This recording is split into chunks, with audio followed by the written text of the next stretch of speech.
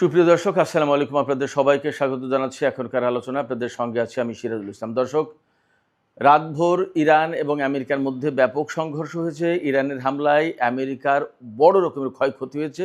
বলা যায় পুরো মধ্যপ্রাচ্য ইরানের ক্ষেপণাস্ত্র এবং ড্রোনের হামলায় জ্বলছে।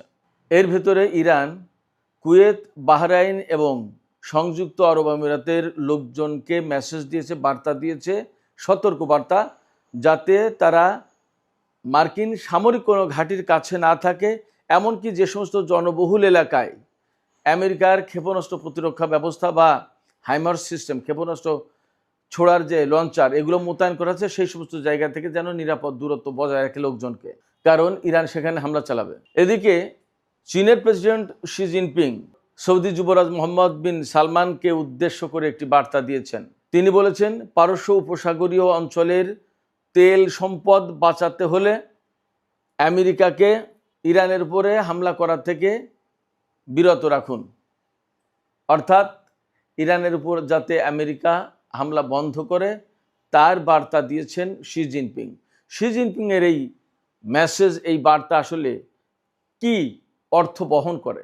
এদিকে মার্কিন যুদ্ধবাজ সিনেটর লিন্ডসে গ্রাহামের মৃত্যু হয়েছে। তিনি মারা গেছেন, কিন্তু তার মৃত্যু নিয়ে নানান বিতর্ক।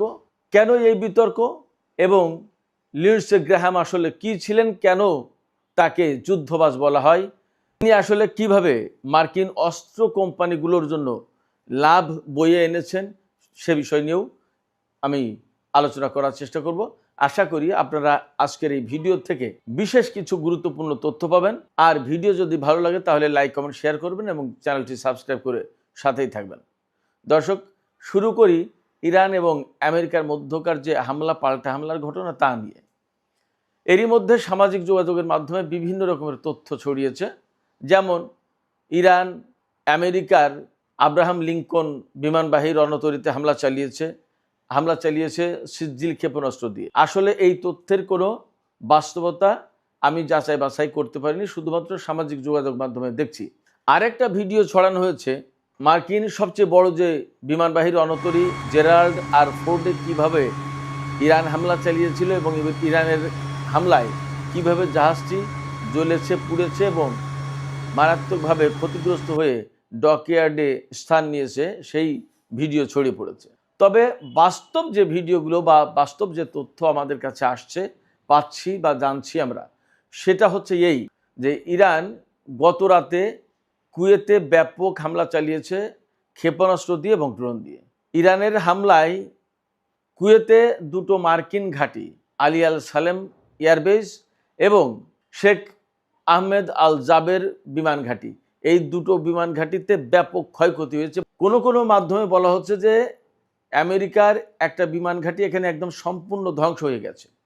এই দুটো ঘাঁটিতে আমেরিকার হাইমার্স সিস্টেম, কেউ বলে হিমার্স, এই ক্ষেপণাস্ত্র ব্যবস্থা একদম ধ্বংস হয়েছে ইরানের ক্ষেপণাস্ত্র হামলায়। ইরান এইসব জায়গায় ব্যালিস্টিক ক্ষেপণাস্ত্র হামলা চালিয়েছে। তো এই হিমার্স ক্ষেপণাস্ত্র যে ব্যবস্থা, এর থেকে 6টা বা 12টা রকেট ছোড়া যায়, আর ক্ষেপণাস্ত্র হলো 2টো অথবা 4টা এরকম। এর আগে পেট্রো ডিফেন্স সিস্টেম ধ্বংস হয়েছে কুয়েতে। এরপরে আরও যা ধ্বংস হয়েছে তা হচ্ছে স্ট্র্যাটেজিক রাডার সিস্টেম এবং গোলা বারুদের গুদাম। এই গুদামে ক্ষেপণাস্ত্র ভর্তি ছিল, সেই গুদাম ধ্বংস হয়ে গেছে। এ সমস্ত অস্ত্র এবং প্রতিরক্ষার সরঞ্জাম আমেরিকার। বাহরাইনে P-8 ইলেকট্রনিক ওয়ারফেয়ার এয়ারক্রাফটের হ্যাঙ্গার ধ্বংস হয়েছে, তার মানে সেখানে এই বিমান ছিল। এছাড়া মার্কিন সামরিক ড্রোনের কমান্ড অ্যান্ড কন্ট্রোল সেন্টার একদম কমপ্লিটলি ধ্বংস করেছে। বাহরাইনের নেভাল সাপোর্ট যে বেজ, যেখান থেকে মার্কিন বাহিনীকে সাপোর্ট দেওয়া হয়, এই বেজে হামলা চালিয়েছে এবং সেখানে এত ভয়াবহ হামলা হয়েছে যে সর্বশেষ যে খবর যখন আমি পেলাম, আমি এই ভিডিও যখন করছি তার কিছুক্ষণ আগে, তখনও সেখানে জ্বলছে, ঘাঁটি জ্বলছে। এর ভিতরে নতুনত্ব যোগ হয়েছে, ইরান ওমানে হামলা চালিয়েছে, ওমানের মার্কিন ঘাঁটিতে। সেখানে কি হয়েছে? সেখানে FPS long range air surveillance radar system আছে। এই সিস্টেমের উপরে আঘাত এনেছে ইরান। আর ওমানে আরেকটি মেরিটাইম অর্থাৎ সমুদ্রে নজরদারি চালানোর জন্য রাডার সিস্টেম সেট করা আছে, তাতেও হামলা চালিয়েছে। এরপরে সংযুক্ত আরব আমিরাতের আল জাফরা এয়ারবেজ, সেখানে ব্যাপক হামলা চালিয়েছে ইরান, জ্বলছে। অ্যাট দ্য সেম টাইম জর্দানের প্রিন্স হাসান এয়ারবেজ, সেখানেও হামলা চালিয়েছে। সেখানে জ্বালানি ডিপো এবং অস্ত্র গুদাম ধ্বংস হয়েছে। এর আগে রোববার তো সেখানে বিমানের হ্যাঙ্গার এবং বিমান ধ্বংস হয়েছিল বলে বলা হচ্ছে। কুয়েতে যে অস্ত্র গুদাম ধ্বংস হয়েছে সেখানে ATACMS এই ক্ষেপণাস্ত্র ছিল এবং টমাহক ক্রুজ ক্ষেপণাস্ত্র ছিল। অনেক বড় ক্ষতি আমেরিকার জন্য এটা। ইরান এই সমস্ত হামলার জন্য যে সমস্ত ক্ষেপণাস্ত্র ব্যবহার করেছে, প্রধানত কদর, ইমাদ, খাইবার শেখান, ফতে 110 এবং জুলফিকার। কেউ কেউ বলছে বা কোনো মাধ্যমে খবর পাওয়া যাচ্ছে যে ইরান সেজিল ক্ষেপণাস্ত্র ব্যবহার করেছে। এর ভিতরে কোনোটা কিন্তু হাইপারসোনিক ক্ষেপণাস্ত্র, আর সবই তো ব্যালিস্টিক ক্ষেপণাস্ত্র। ইরান গত রাতে যেভাবে হামলা চালিয়েছে, ইরানের উপরেও কিন্তু আমেরিকা ব্যাপক হামলা চালিয়েছে। ইরানের খুজেস্তান প্রদেশের একটি শিল্প অঞ্চলে ব্যাপক হামলা চালিয়েছে, বিমান হামলা বা ক্ষেপণাস্ত্র হামলা চালিয়েছে। এরপরে বন্দর আব্বাসে, সিরিক দ্বীপে, কেশম দ্বীপে, কিশ দ্বীপে, অর্থাৎ পারস্য উপসাগরের যে ইরানি উপকূলের যে এলাকা, এই পুরো উপকূল এলাকার জুড়ে প্লাস ভেতরেও ব্যাপক হামলা চালিয়েছে, অনেক বড় হামলা। এর জবাবে ইরান কার্যত ক্ষেপণাস্ত্র বৃষ্টি চালিয়েছে মধ্যপ্রাচ্যে মার্কিন ঘাঁটিগুলো লক্ষ্য করে। শুধু তাই না, ইরান এখানে যে সতর্ক বার্তা দিয়েছে কুয়েত, বাহরাইন এবং সংযুক্ত আরব আমিরাতে লোকজনকে, তাদেরকে বলেছে যে আপনারা সবাই মার্কিন ঘাঁটিগুলো থেকে নিরাপদ দূরত্বে থাকেন, তা নাহলে কিন্তু আপনারা মারা যাবেন, হামলা করবে ইরান। পাশাপাশি বিভিন্ন লোকালয়ে, এই সমস্ত দেশের বিভিন্ন লোকালয়ে যেখানে বেসামরিক লোকজন বসবাস করে, সেই জায়গায় হাইমার সিস্টেম, মানে ক্ষেপণাস্ত্র প্রতিরক্ষা ব্যবস্থা বা ক্ষেপণাস্ত্র ছোড়ার জন্য লঞ্চার সিস্টেম, এগুলো সব বসিয়েছে। সেই সব জায়গা তো ইরান ঠিকই খুঁজে খুঁজে বের করে হামলা চালাবে, তাহলে বেসামরিক লোকজনের ক্ষয়ক্ষতি হবে। বেসামরিক লোকজন যাতে হতাহতের শিকার না হয়, ইরান এই জন্য কুয়েত, বাহরাইন এবং সংযুক্ত আরব আমিরাতের লোকজনের প্রতি আহ্বান জানিয়েছে যে আপনারা মার্কিন ঘাঁটি এবং মার্কিন সামরিক অস্ত্র প্রতিরক্ষা ব্যবস্থা এই সমস্ত যেসব জায়গায় আছে, সেই সব জায়গা থেকে আপনারা নিরাপদ দূরত্বে থাকেন। তার মানে এই সমস্ত দেশে ব্যাপকভাবে হামলা চালাবে ইরান, তাতে আপাতত আর কোনো সন্দেহ নেই। শুধু তাই না, ইরান কিন্তু এই হুঁশিয়ারি উচ্চারণ করেছে, পারস্য উপসাগরীয় যে সমস্ত আরব দেশ ইরানের বিরুদ্ধে যুদ্ধ করার জন্য আমেরিকাকে ঘাঁটি, বন্দর, আকাশপথ দিয়ে সহযোগিতা করছে, তারা যদি তাদের তেল সম্পদ ব্যবহার করতে চায় তাহলে এখনই এই সমস্ত ঘাঁটি ব্যবহার বন্ধ করুক, অর্থাৎ আমেরিকার সেনারা যাতে এই সমস্ত ঘাঁটি ব্যবহার করতে না পারে। একই কথা বলেছে চীনের প্রেসিডেন্ট শি জিনপিং সৌদি যুবরাজ মোহাম্মদ বিন সালমানকে। চীনা প্রেসিডেন্ট বলেছেন যে পারস্য উপসাগরীয় এলাকার আরব দেশগুলো যদি তেল এবং গ্যাস ব্যবহার করতে চায়, এই সম্পদগুলো যদি বাঁচাতে চায় ইরানের ক্ষেপণাস্ত্র থেকে, তাহলে এই সব দেশ যেন আমেরিকাকে তাদের ঘাঁটি মাটি ব্যবহার করা থেকে বিরত রাখে, বন্ধ করে দেয়, যাতে আমেরিকা ব্যবহার করতে না পারে। এক। দুই হচ্ছে, শি জিনপিং আরও বলেছেন যে এই পারস্য উপসাগরীয় আরব দেশগুলোর নেতাদের উচিত ইরানের নেতৃত্বকে ধ্বংস করার জন্য আমেরিকা যেভাবে ক্ষেপণাস্ত্র এবং বিমান হামলা চালাচ্ছে সেইগুলো বন্ধ করতে বাধ্য করা উচিত আমেরিকাকে। তার মানে এখানে চীনের পক্ষ থেকে কিন্তু আরব দেশগুলোকে একদম পরিষ্কার বার্তা দেওয়া হয়েছে। এই কথা মানে হচ্ছে যে তার মতামত বা তাদের পর্যবেক্ষণ বা তাদের সিদ্ধান্ত জানিয়ে দেয়া। এখন কি করবে সেগুলো সৌদি আরব বা পারস্য উপসাগরীয় আরব দেশগুলোর ব্যাপার, কিন্তু চীন যে এই বিষয়গুলোকে ভালো চোখে দেখছে না, এটা কিন্তু পরিষ্কার হয়ে গেছে শি জিনপিংয়ের এই বক্তব্য থেকে। এর মানেই হচ্ছে চীন কার্যত ইরানকেই সমর্থন করছে। তার মানে ইরানের উপর যে হামলা চালাচ্ছে আমেরিকা, সেই হামলাকে সমর্থন করলো না বা সেই হামলাকে পছন্দ করছে না, সেই হামলা বন্ধ হওয়া উচিত, তিনি সে বার্তাও দিলেন।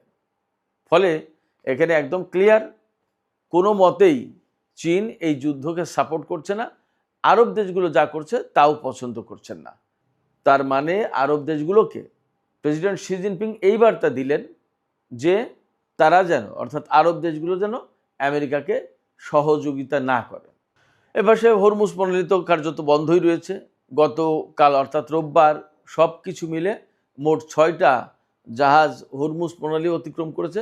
তার ভিতরে ইরানের 1টি বা 2টি জাহাজে 2 মিলিয়ন অর্থাৎ 20 লাখ ব্যারেল তেল পরিবহন করা হয়েছে। আর একটা জাহাজ ছিল কুয়েতের 5 লাখ ব্যারেল তেলের জাহাজ। মোট 6টা জাহাজ গতকাল চলাচল করেছে হরমুজ প্রণালী দিয়ে। তবে আমেরিকা যে দাবি করছে যে হরমুজ প্রণালী খোলা আছে, না, খোলা নেই, পরিপূর্ণভাবে খোলা নেই। কিছু কিছু জাহাজ যেতে দিচ্ছে ইরান, যেগুলোকে তারা অনুমতি দিচ্ছে। যাই হোক সুপ্রিয় দর্শক, আলোচনার শেষ পর্যায়ে মার্কিন যুদ্ধবাজ সিনেটর, যাকে হকিস বলা হয়, এটা মশহুর, তিনি একদম ফেমাস এইভাবেই, হকিস সিনেটর লিন্ডসে গ্রাহামের মৃত্যুর যে বিতর্ক, মৃত্যু সম্পর্কে যে বিতর্ক উঠেছে সেই সম্পর্কে কিছু কথা বলি। বলা হচ্ছে তার স্বাভাবিক মৃত্যু হয়েছে, মানে আকস্মিক মৃত্যু হয়েছে, হঠাৎ করে হার্ট অ্যাটাক করে বা একটা কিছুতে হঠাৎ অসুস্থ হয়ে পড়ে মারা গেছে। কিন্তু বলা হচ্ছে তিনি তার আগে ইউক্রেনে ছিলেন এবং ইউক্রেনে একটা ড্রোন উৎপাদন কারখানা পরিদর্শন করেছেন। ইউক্রেনের প্রেসিডেন্ট ভলোদিমির জেলেনস্কির সাথে বৈঠক করেছেন। তিনি আমেরিকা থেকে পোল্যান্ড হয়ে ইউক্রেনে গেছেন, ইউক্রেন থেকে পোল্যান্ড হয়ে আবার আমেরিকা ফিরেছেন। যে সময়সীমা বলা হচ্ছে তাতে তিনি ইউক্রেন থেকে পোল্যান্ড হয়ে আমেরিকায় ফিরে যেতে পারেন না, এরকম একটা কথা, এরকম দাবি উঠেছে। তিনি মূলত রাশিয়ার ক্ষেপণাস্ত্র হামলায় মারা গেছে ইউক্রেনের ভেতরে, এই কথা গোপন করার জন্য তাকে তড়িঘড়ি করে বলা হচ্ছে যে তিনি তার নিজ বাসভবনে তিনি মারা গেছেন আকস্মিকভাবে অসুস্থ হয়ে পড়ে। যাই হোক, তিনি যেভাবে মারা যান না কেন, তিনি মারা গেছেন, এটা হচ্ছে বাস্তবতা। কিন্তু তিনি যুদ্ধবাজ হিসেবে খ্যাত কেন, কি করেছেন তিনি? একদম সহজ। তিনি 2003 সালে সিনেটর নির্বাচিত হয়েছেন সাউথ ক্যারোলাইনা থেকে। সাউথ ক্যারোলাইনা থেকে সিনেটর নির্বাচিত হওয়ার পরে 2003 থেকে 2026 সাল পর্যন্ত তিনি 5 বার সিনেটর নির্বাচিত হয়েছেন। এবারও তিনি নির্বাচন করবেন বলে কথা ছিল। তো তিনি সবসময় আমেরিকার যুদ্ধের পক্ষে, অস্ত্র উৎপাদন বাড়ানোর পক্ষে, সামরিক বাজেট বাড়ানোর পক্ষে, বিভিন্ন দেশে দেশে যুদ্ধ, সামরিক আগ্রাসন বা সামরিক অভিযান যাই বলেন, এইগুলো চালানোর পক্ষে। যেমন এই যে ইরানের ব্যাপারে, ইরানের উপরে পারমাণবিক বোমা হামলা চালানো উচিত, ব্যাপকভাবে হামলা চালানো উচিত, একদম ইরানের নেতৃত্বকে, সরকারকে ধ্বংস করে দেওয়া উচিত, গাজাকে একদম ধ্বংস করে দেওয়া উচিত, সিরিয়ায় আমেরিকার হামলা চালানো উচিত, ইরাকে হামলা চালিয়েছে, আফগানিস্তানে, লিবিয়ায়, প্রত্যেকটা জায়গায় লিন্ডসে গ্রাহামের সমর্থন ছিল এবং তিনি সবসময় যুদ্ধের পক্ষে ওকালতি করে, সবসময় অস্ত্র উৎপাদন বাড়ানোর ব্যাপারে ওকালতি করে এবং সবসময় সামরিক বাজেট, মার্কিন সামরিক বাজেট বাড়ানোর ব্যাপারে ওকালতি করে। কারণ কি, তিনি যতবার নির্বাচিত হয়েছেন প্রত্যেকবার মার্কিন যত অস্ত্র নির্মাতা কোম্পানি, এই যে বোয়িং বলেন, লকহিড মার্টিন বলেন, তারপরে আপনার নর্থরপ গ্রুম্যান, এরকম যত কোম্পানি আছে, প্রত্যেকটা কোম্পানি তাকে, কোম্পানির মানে কর্মকর্তারা লিন্ডসে গ্রাহামকে নির্বাচনের সময় তহবিল সরবরাহ করে, তহবিল দেয়, মানে অর্থ দেয়, ডলার দেয়, যাতে তিনি নির্বাচনে ব্যাপকভাবে পয়সা খরচ করতে পারেন এবং তিনি নির্বাচন করার পর থেকে আজ পর্যন্ত কখনো সম্ভবত হারেননি। কারণ কি, ব্যাপকভাবে তিনি টাকা খরচ করেন। আর তাতে এই অস্ত্র কোম্পানিগুলো তাকে কেন টাকা দেয়? তাকে টাকা দেয় মূলত এই কারণে যে তিনি তো অস্ত্র কোম্পানিগুলোর পক্ষে কথা বলেন, অস্ত্র উৎপাদনের কথা বলেন, বিভিন্ন দেশে দেশে যুদ্ধ, সামরিক অভিযান পরিচালনার কথা বলেন এবং সামরিক বাজেট বাড়ানোর কথা বলেন। এইগুলো যখন হয় তখন অস্ত্র কোম্পানিগুলো আলটিমেটলি লাভবান হয়, যার কারণে লিন্ডসে গ্রাহামকে তারা সবাই পছন্দ করে, তাকে টাকা দেয় এবং তিনিও ওই সমস্ত অস্ত্র কোম্পানির জন্য কথা বলেন, কাজ করেন। ফলে এই লিন্ডসে গ্রাহাম কিন্তু মার্কিন অস্ত্র কোম্পানির স্বার্থ দেখে গেছেন বলে আমরা পর্যবেক্ষণে বলতে পারি। বাট তার এই যুদ্ধবাজ নীতি, অস্ত্র উৎপাদন, মার্কিন সামরিক বাজেট বাড়ানো, দেশে দেশে যুদ্ধ চাপিয়ে দেওয়া, এই সমস্ত বক্তব্য, তার এই সমস্ত অবস্থান, এই নীতির কারণে বিশ্বের বহু দেশ ব্যাপকভাবে ক্ষতিগ্রস্ত হয়েছে, তাতে কোনো সন্দেহ নেই। এবং এই ক্ষতিগ্রস্ত হওয়ার কারণে দেশে দেশে বিশেষ করে মুসলিম জনপদগুলো ধ্বংস হয়েছে এবং লাখ লাখ মানুষ, বেসামরিক মানুষ মারা গেছে।